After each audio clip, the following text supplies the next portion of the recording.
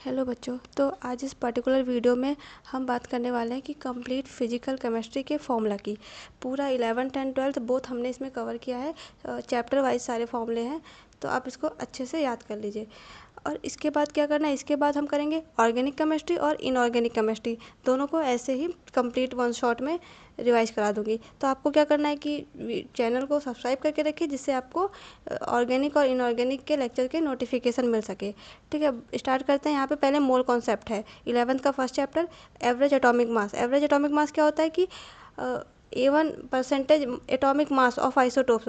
A1 क्या है, atomic mass, और मल्टीप्लाई करना है परसेंटेज एवेंडेंस से, ठीक है, डिवाइडेड बाय 100। अब बात करते हैं मोल कॉन्सेप्ट की। नंबर ऑफ मोल्स के 3 फॉर्मूला होते हैं। पहला क्या है, given mass upon molar mass. दूसरा क्या है, number of particles upon Avogadro number. Avogadro numbers क्या होता है, 6.022 इंटू 10⁻23। और ये वॉल्यूम के लिए, वो ये केवल गैस के लिए अप्लाइड है। Number volume of gas upon volume of gas at STP। STP पे क्या लेना है, 22.4 लीटर। अब बात करते हैं कॉन्सेंट्रेशन टर्म्स की। परसेंटेज कैसे निकालेंगे, तो वेट बाय वेट और weight by volume, volume by weight और वॉल्यूम बाय वॉल्यूम। क्या है कि सॉल्यूट का वेट अपॉन सॉल्यूशन का वेट इंटू 100 ऐसे। और मोलरिटी की बात करते हैं तो number of moles of solute, किसका, सॉल्यूट का moles upon volume of solution, किसमें, लीटर में। अगर ml में करना है तो मल्टीप्लाई बाय थाउजेंड्स। नॉर्मेलिटी कैसे निकालेंगे, number of gram equivalents upon volume of solution, किसमें, लीटर में। लीटर के लिए ये फॉर्मूला लगाएंगे। अगर ml में करना है तो मल्टीप्लाई बाय 1000। अब आता है पार्ट्स पर मिलियन, ppm में कुछ नहीं करना, बस into 10⁶। Weight of solute upon weight of solution into 10⁶। Then आता है मोलैलिटी कैसे निकालेंगे, number of moles of solute upon weight of solvent. याद रखना सॉल्वेंट किसमें, kg में। अगर हमें ग्राम में चेंज करना है तो मल्टीप्लाई बाय 1000। देन आता है मोल फ्रैक्शन खुद के moles upon total number of moles. Mole fraction का फॉर्मूला है खुद के moles upon total number of moles. अच्छा, अब आता है स्टोइचियोमेट्री में क्या है, पहले रिएक्शन को बैलेंस करेंगे, ये है, फिर रिएक्शन बैलेंस हो गई ये, फिर उसके बाद मोल्स ऑफ ए, मतलब ए के मोल्स अपॉन डिवाइडेड बाय उसके स्टोइचियोमेट्री से। ऐसे बी के मोल्स उसके स्टोइचियोमेट्री से डिवाइड कर देंगे, फिर moles of C divided by उसके स्टोइचियोमेट्रिक कोफिशिएंट से। अब आता है लिमिटिंग रिएजेंट से हम क्या है, पता करना है कि रिएक्शन में कौन पहले जल्दी खत्म हो रहा है, गिवन मोल्स अपॉन्स उसके स्टोइचियोमेट्रिक कोफिशिएंट है। अब यहाँ पे जो मिनिमम होगा, जो सबसे कम आएगा, वही होगा हमारा लिमिटिंग रिएजेंट। देन आता है atomic structure, next chapter atomic structure. पहले क्या है कि प्लैंक क्वांटम थ्योरी, एनर्जी निकालना है hc/λ से, या फिर hf।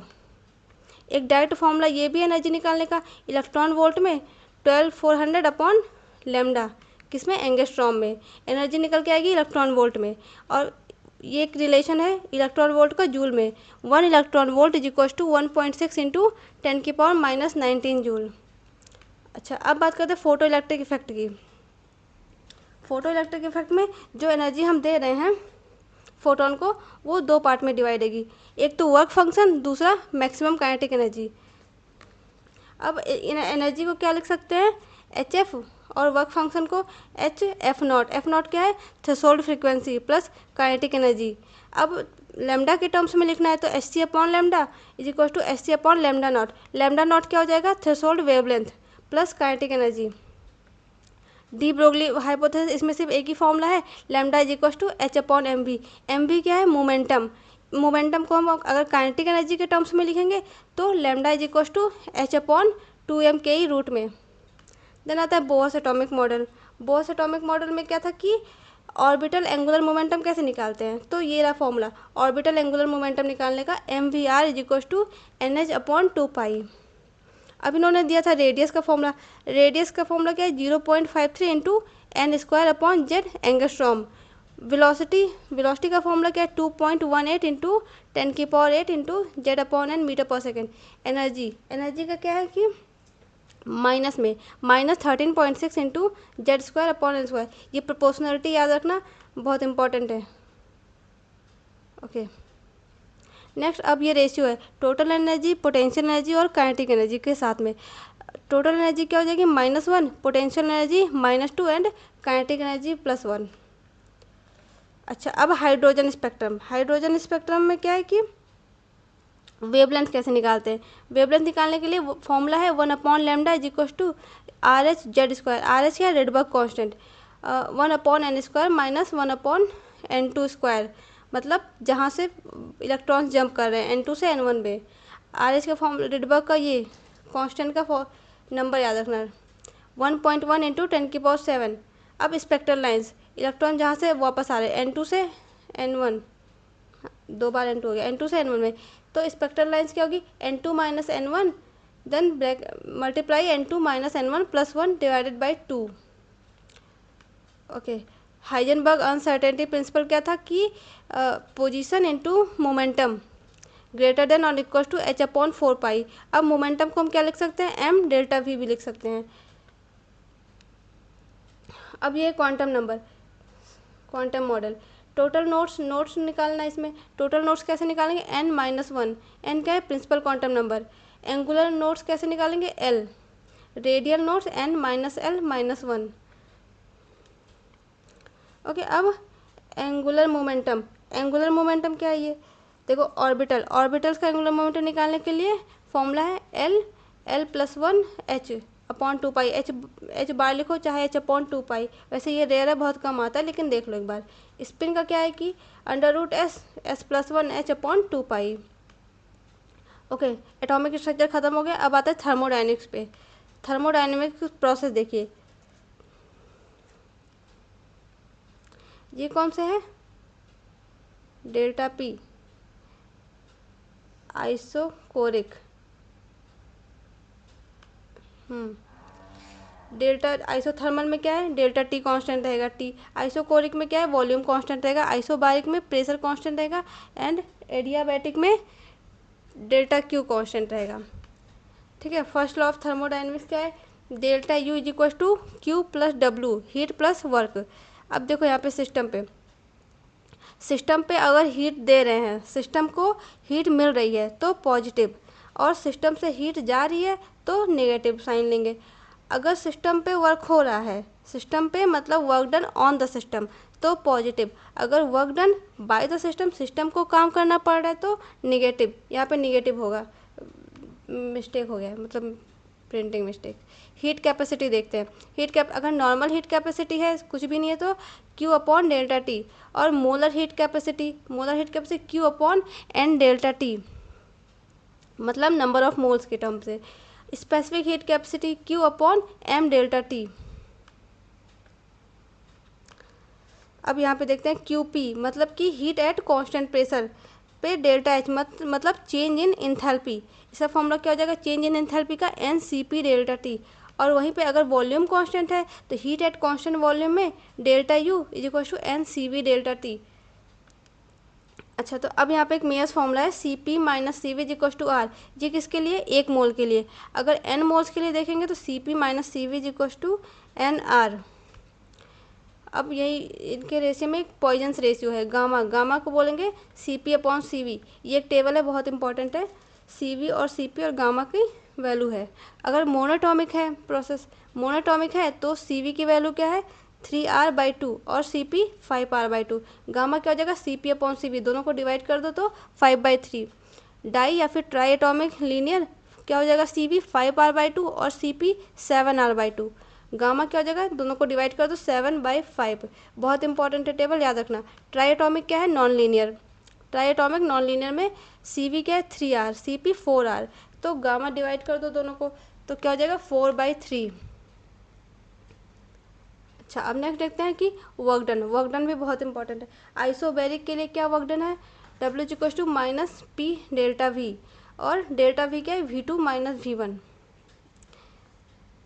और आइसोकोरिक के लिए, आइसोकोरिक मतलब कि वॉल्यूम कांस्टेंट है। वॉल्यूम कांस्टेंट है तो कोई वर्क डन नहीं होगा, वर्क डन 0। और फ्री एक्सपेंशन में भी वर्क डन 0। बस यही 2 प्रोसेस है जहाँ पे वर्क डन 0 होता है।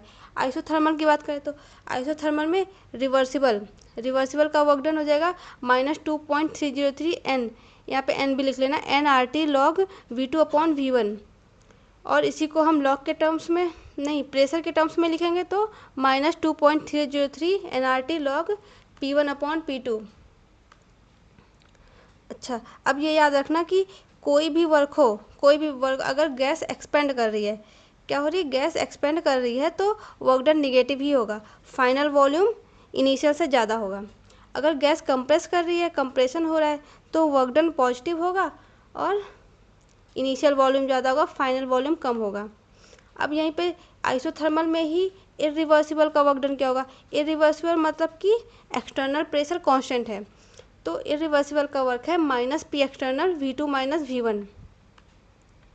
अब यहाँ पे देखो रिलेशन किसका है, डेल्टा एच का है और एंड डेल्टा यू का है, तो delta U is equal to QP + W। ये याद रखो, डेल्टा इंपॉर्टेंट है, इससे क्वेश्चन आया हुआ है। Delta H is equal to delta U plus P delta V, और P डेल्टा V को हम लिख सकते हैं क्या, डेल्टा NG/RT। अब अगर डेल्टा NG 0 है तो डेल्टा एच और डेल्टा यू बराबर हो जाएंगे, डेल्टा NG बड़ा है तो डेल्टा एच भी बड़ा होगा, और डेल्टा NG लेस देन 0 है तो delta H less than delta U. Entropy की बात करें तो entropy means delta S is equal to Q/T। अब डेल्टा एस का एक ये फॉर्मूला और है, NCV/ln T2/T1 plus NR/ln V2/V1। अगर प्रोसेस आइसोथर्मल है मतलब कि टेम्परेचर कांस्टेंट है, तो ये टेम्परेचर वाला टर्म हट जाएगा, केवल ये बचेगा NR/ln V2/V1। ठीक है, यहाँ तक समझ में आ गया। अब आता है second law of second law of thermodynamics क्या कहता है कि जो यूनिवर्स की एंट्रोपी है वो ऑलवेज इंक्रीज कर रही है, ग्रेटर देन और इक्वल टू 0, किसकी, यूनिवर्स की एंट्रोपी। अब बात करते हैं Gibbs free energy. Gibbs free energy का एक ये फॉर्मूला है, delta G is equal to delta H minus T delta S. अगर डेल्टा G पॉजिटिव है तो, क्वेश्चन बहुत बार है, ध्यान से सुनना, अगर डेल्टा G पॉजिटिव है तो नॉन स्पॉन्टेनियस, ठीक, नॉन स्पॉन्टेनियस। अगर डेल्टा G नेगेटिव है तो स्पॉन्टेनियस। अगर डेल्टा G 0 है तो इक्विलिब्रियम, याद कर लेना। अब delta G is equal to delta G0 प्लस 2.303 RT log Q। Q क्या है, Q है, यहाँ पे देखो इक्विलिब्रियम पे डेल्टा G क्या है, 0 हो जाएगा, और Q क्या है, K इक्विलिब्रियम बराबर हो जाएगा, किस पे, इक्विलिब्रियम पे। Delta G0 is equal to -2.303 RT log K equilibrium. Q की जगह रिएक्शन कोएफिशिएंट की जगह K इक्विलिब्रियम आ गया। ठीक है, अब बात करते हैं इक्विलिब्रियम की। पहले केमिकल इक्विलिब्रियम, ठीक है, ये देखो, ये ग्राफ देख लो, ये क्या है, डिक्रीज कर रहा है, मतलब ये क्या होगा, रिएक्टेंट, और ये जो बढ़ रहा है ये प्रोडक्ट है। लॉ ऑफ मास एक्शन, ये एक रिएक्शन है at equilibrium, forward equals to backward. अब हमें यहाँ पे केसी निकालना है, केसी क्या हो जाएगा, प्रोडक्ट अपॉन रिएक्टेंट, प्रोडक्ट लिखो, देन पावर में क्या जाएगा, उसकी स्टोइचियोमेट्रिक कोएफिशिएंट, ये स्टोइचियोमेट्रिक कोएफिशिएंट ये कहाँ पे जाएगी, पावर पे, ऐसे डी की पावर स्टोइचियोमेट्रिक कोएफिशिएंट अपॉन क्या हो जाएगा, ये रिएक्टेंट, ऐसे केपी कब डिफाइंड होता है, केपी तब डिफाइंड होता है जब हमें रिएक्शन में कोई गैस दी हुई हो। पार्शियल प्रेशर ऑफ सी, पहले क्या लिखना है, पहले प्रोडक्ट लिखना है, देन रिएक्टेंट लिखना है। Partial product of C, power इनका स्टोइचियोमेट्रिक कोएफिशिएंट, फिर partial pressure of D, power में स्टोइचियोमेट्रिक कोएफिशिएंट, ऐसे ही अपॉन रिएक्टेंट। अच्छा, अब यहाँ पे एक है कि के, अगर के बढ़ रहा है तो रिएक्शन कैसी है, फॉरवर्ड, रिएक्शन फॉरवर्ड जा रही है तो प्रोडक्ट स्टेबल हो रहा है। के अगर घट रहा है तो रिएक्शन बैकवर्ड आ रही है और रिएक्टेंट स्टेबल हो रहा है। एक ये टर्म्स है केपी और केसी का relation, KP is equal to KC RT की पावर डेल्टा NG। अच्छा, तो अब बात करते हैं वन ऑफ इक्वेशंस की, मतलब कि क्या ये एक रिलेशन है, ये रिलेशन बताता है किसमें, के इक्विलिब्रियम का टेम्परेचर के साथ। Log K2 upon K1 is equal to delta H upon 2.303 R, ये टेम्परेचर 1/T1 माइनस 1/T2। अच्छा, अगर एक्जोथर्मिक है, मतलब कि exothermic means delta H negative है, तो टेम्परेचर बढ़ेगा और के घटेगा, के घट रहा है मतलब कि रिएक्शन कैसी है, बैकवर्ड जाएगी। अगर वहीं एंडोथर्मिक है, डेल्टा H पॉजिटिव है, तो टेम्परेचर बढ़ेगा और के भी बढ़ेगा। फिर क्या होगा, फॉरवर्ड जाएगी रिएक्शन। ठीक है, यहाँ पे आता है फिर डिग्री ऑफ डिसोसिएशन, मतलब कि अल्फ़ा। अल्फ़ा का क्या वैल्यू है, फॉर्मूला है नंबर ऑफ मोल्स डिसोसिएट, कितने मोल्स डिसोसिएट हो रहे हैं और कितने मोल्स टोटल पहले थे, इनिशियल कितने मोल्स थे और कितने डिसोसिएट हो गए, number of moles dissociated upon number of moles. ठीक है, अब यहाँ से आता है कि आयनिक इक्विलिब्रियम। आयनिक इक्विलिब्रियम में हमें पीएच निकालना होता है। PH is equal to minus log H plus, और अगर पीओएच निकालना है तो माइनस लॉग ओएच। अब ये है P H plus P O H is equal to 14 at 25 degree centigrade. अब बात करते हैं वीक एसिड की। वीक एसिड है तो पीएच कैसे निकलेगा, 1/2 half P K minus log C. और अगर वीक बेस है, बेस वीक है तो हमें पीएच नहीं, पहले पीओएच निकालना पड़ेगा। ठीक है, pOH is equal to half P K B minus log C. Formula बहुत इंपॉर्टेंट, याद रखना। अब आता है salt, salt hydrolysis. Salt hydrolysis में अगर वीक एसिड है और स्ट्रॉन्ग बेस है, क्या है, weak acid plus strong base, तो पहले ये केच हाइड्रोलिसिस कांस्टेंट निकालेंगे, के डब्ल्यू अपॉन के ए। के ए क्यों है, क्योंकि एसिड वीक है तो डिनोमिनेटर में आएगा वीक पार्ट। और अगर डिसोसिएशन अल्फा निकालना है तो के एच अपॉन सी अंडर रूट। अच्छा, अब देखो यहाँ पे बेस स्ट्रांग है तो पीएच कैसा होगा, पीएच 7 से ज़्यादा होगा, तो इसीलिए यहाँ पे याद करने के लिए प्लस रख लेना, 7 प्लस हाफ पी के ए माइनस लॉग सी। ठीक है, अब कह रहा है कि अगर स्ट्रॉन्ग एसिड है प्लस वीक बेस है तो के एच क्या हो जाएगा, के डब्ल्यू अपॉन के बी क्यों है, क्योंकि बेस वीक है हमारा।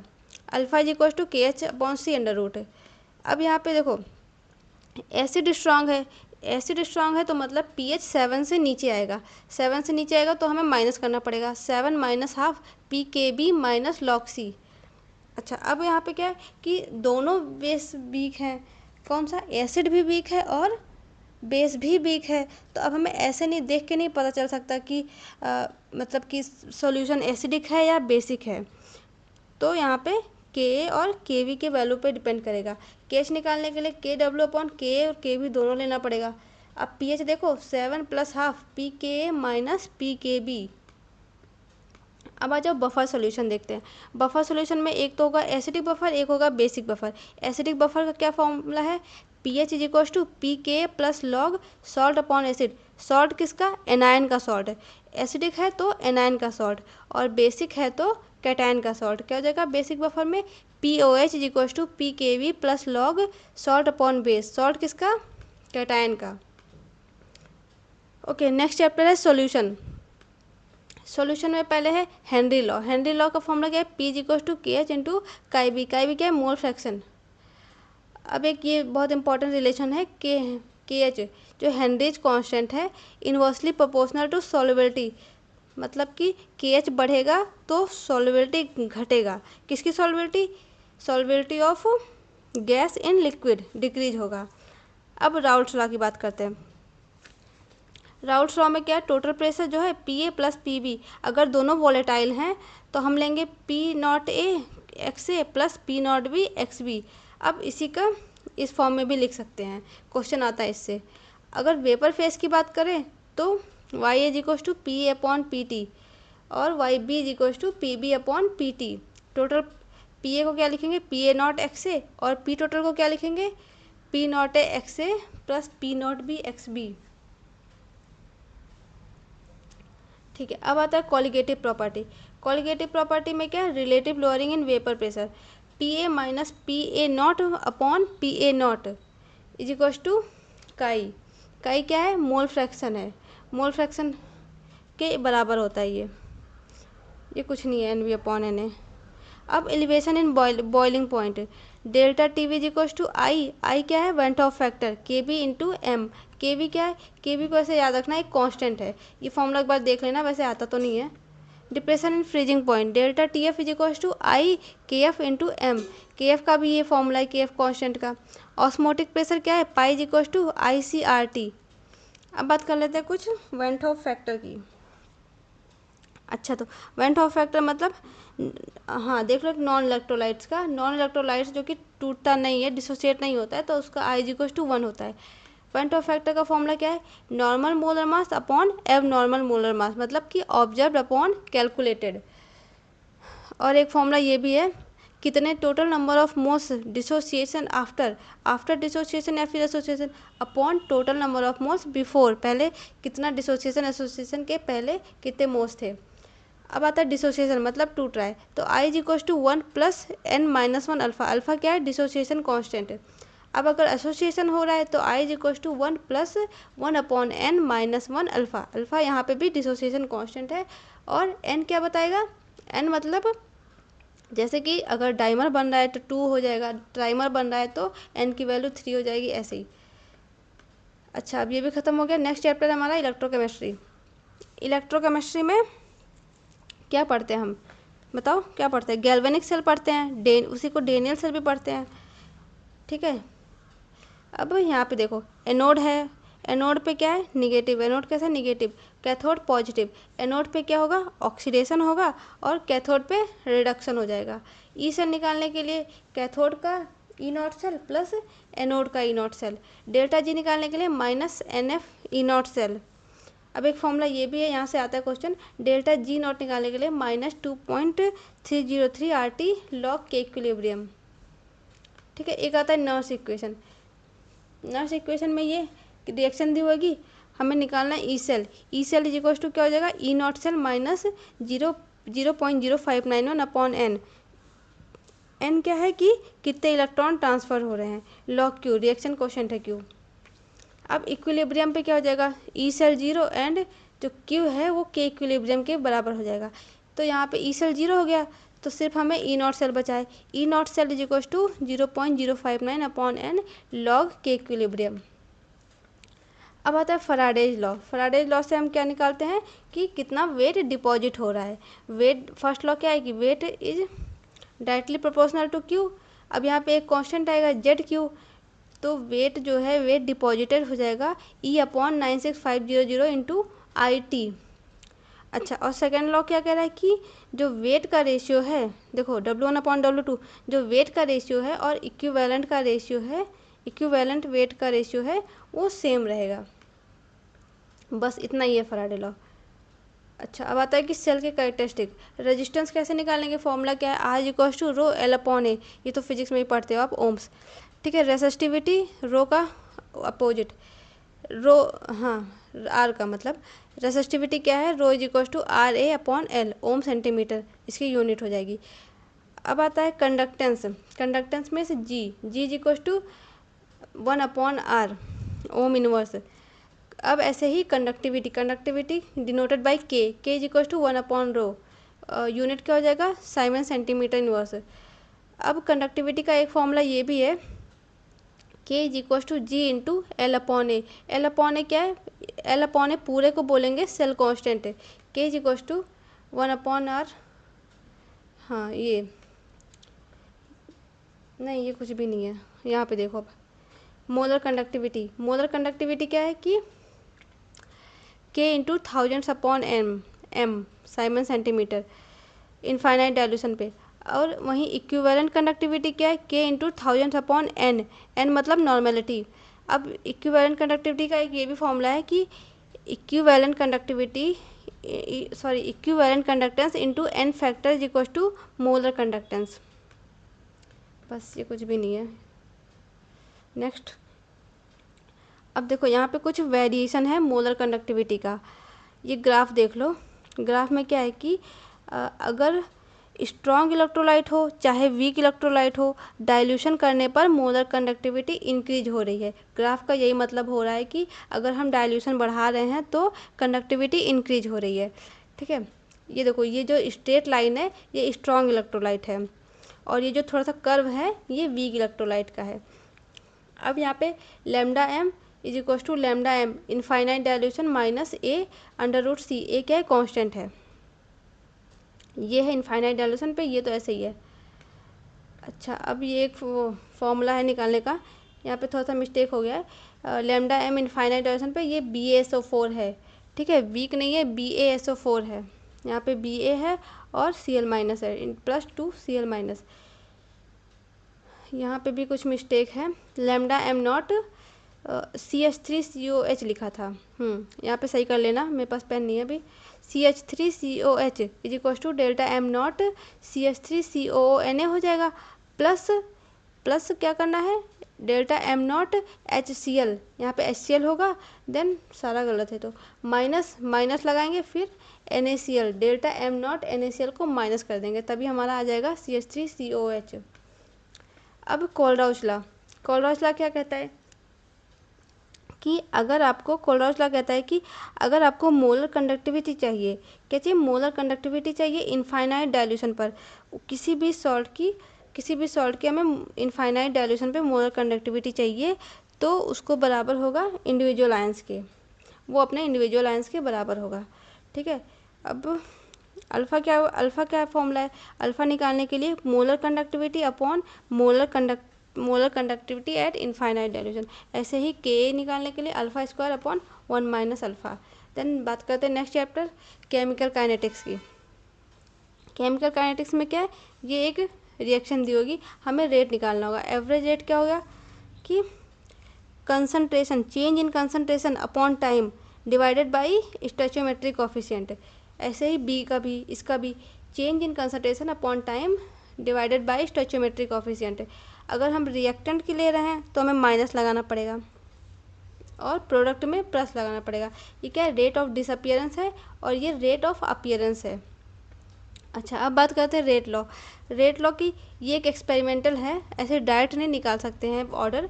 Rate is equal to K A की पावर एम बी की पावर एन, जो एम प्लस एन है ओवरऑल पावर है। फिर से बोल रही हूँ एक्सपेरिमेंटल है, डायरेक्ट रिएक्शन देख के मत लिख देना। के की यूनिट क्या है, कंसंट्रेशन की power 1 minus N seconds inverse. Concentration मतलब कि मोल्स पर लीटर, मोल पर लीटर की पावर 1 माइनस एन। ठीक है, इंटीग्रेटेड रेट इक्वेशन क्या है कि पहले जीरो ऑर्डर रिएक्शन कैसे लिखते हैं, AT is equal to A naught minus K T, और इनका हाफ लाइफ कैसा होगा, ए नॉट अपॉन 2K। ये कुछ ग्राफ है, इंपॉर्टेंट ग्राफ है, देख लो। रेट का कंसंट्रेशन के साथ, C not initial concentration time के साथ, और हाफ लाइफ का इनिशियल कंसंट्रेशन के साथ। ठीक है, अब फर्स्ट ऑर्डर रिएक्शन क्या है, कैसे लिखेंगे, CT is equal to C naught E की power minus K T. C के टर्म्स में लिखो चाहे ए के टर्म्स में लिखो, बात एक ही है। कुछ लोग ऐसे लिखते हैं AT is equal to A naught E की पावर माइनस के टी। जैसे भी आपने पढ़ा हो, जैसे समझा हो वैसे याद कर लेना। अब एक ये भी रिलेशन है, K is equal to 2.303 upon T log A naught upon AT। अच्छा, तो अब हाफ लाइफ की बात करते हैं, बहुत इंपॉर्टेंट है फर्स्ट ऑर्डर का half life. T half life is equal to ln2 upon K, मतलब 0.693 अपॉन के। अब सबसे इम्पॉर्टेंट बात ये है कि जो फर्स्ट ऑर्डर की हाफ लाइफ है वो इनिशियल कंसंट्रेशन पे डिपेंड नहीं कर रही है। देखो ये देखो, हाफ लाइफ है, ये इनिशियल कंसंट्रेशन पे डिपेंड नहीं कर रही है। अब आता है अर्हीनियस इक्वेशन, ये कुछ नहीं है। अर्हीनियस इक्वेशन में ये फॉर्मूला याद रखना, के इज इक्वल टू ए ई की power minus E A upon R T. ठीक है, ये ग्राफ बहुत इंपॉर्टेंट है, किसके पर, ln के को 1 अपॉन टी के साथ।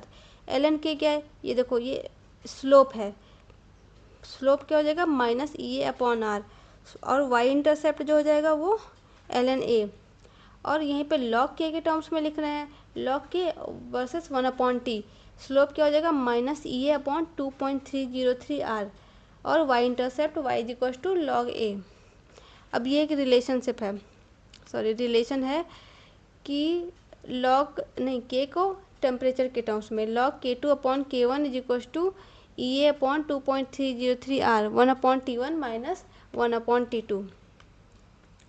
सो यहाँ पे मैंने सारे फॉर्मूले करा दिए हैं फिजिकल केमिस्ट्री के, इसको बार बार रिवाइज करो, और ऑर्गेनिक और इनऑर्गेनिक के लिए चैनल को सब्सक्राइब कर लेना, ठीक है, जिससे आपको मिल सके। थैंक यू बच्चों, all the best for your NEET exam.